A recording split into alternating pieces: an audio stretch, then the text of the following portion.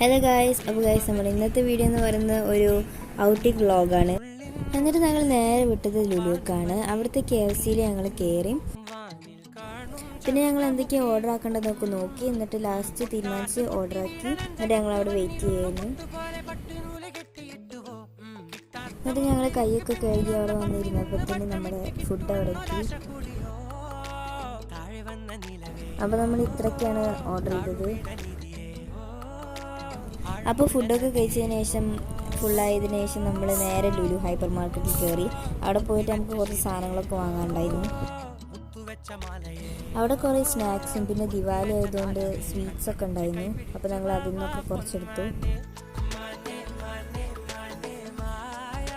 എന്നിട്ട് ലാസ്റ്റ് വാങ്ങി കാർട്ട് നോക്കിയപ്പോൾ അത് ഫുള്ളായിട്ടുണ്ടായിരുന്നു.